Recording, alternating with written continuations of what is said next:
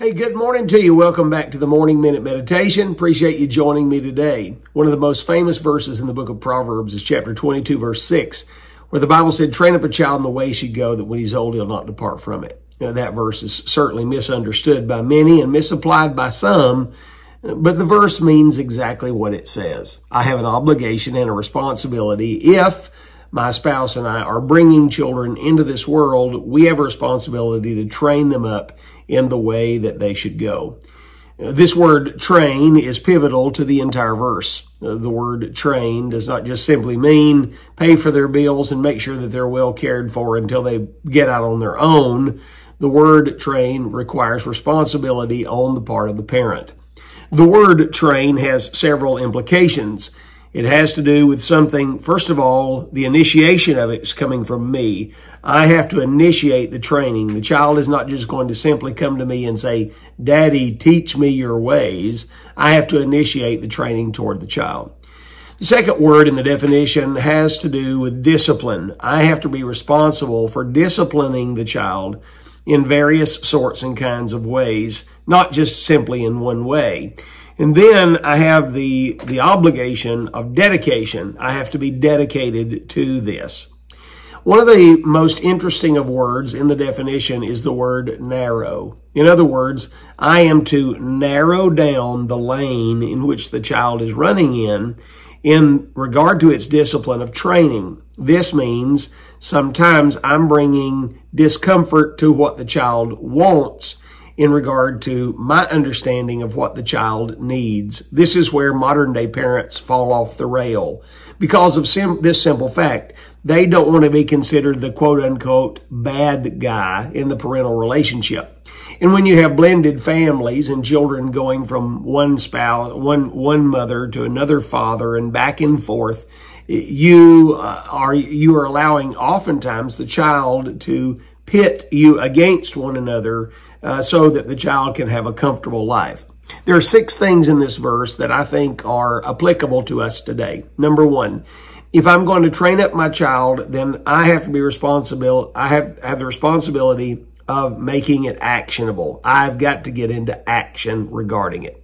Number 2, I've got to have direction in my life. I have to have a development of direction for the child's training. Then there has to be diversification in that training. Meaning this, you don't just train a child how to swing a bat. There's a lot more to life than a bat and a ball.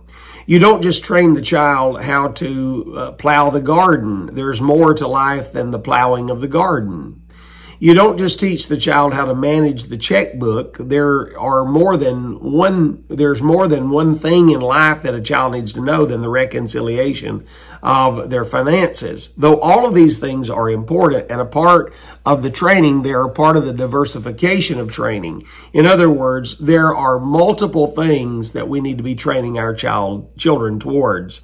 Then there is association. I cannot train my child if I'm not associated with his or her life in a very intimate way. And then there is the application. I have to clearly develop within my child's mind that there is an application in real life for what I'm involving them in by way of training. And then the Bible gives us the realization of this, that when they're old, they will not depart from it. That is a very important thing. I've seen a lot of parents who put a lot of emphasis in a $500 or $600 or $1,000 bat and a $200 glove and multiple lessons on how to swing a bat or shoot a ball. And the next thing you know, the child is out on their own, but they have no idea about real life skills as to how to live. So what has the parent done? The parent has been a failure when it comes to training the child for real life living. I was reading about a dog trainer, and the dog trainer said my personal dog was bad about tearing my laundry, particularly my towels, off the line when I would hang them out to dry. So she said, I hung one white towel on the line and the dog would drag it down and I would get the dog in the towel. I would scold the dog and then put the towel back on the line. And it eventually got to the place and point where the dog would not bother the towel. She said, one day I went outside and I placed all kinds of laundry on the line, and I came home and all my laundry was all over the yard except for one white towel that was on the line. In other words, she had trained the dog in one area and avoided other areas, and the dog succeeded in one and failed in all others. Hey, I know this is a little bit of heavy business today regarding our parental responsibilities, but think on these things today and have yourself a great day.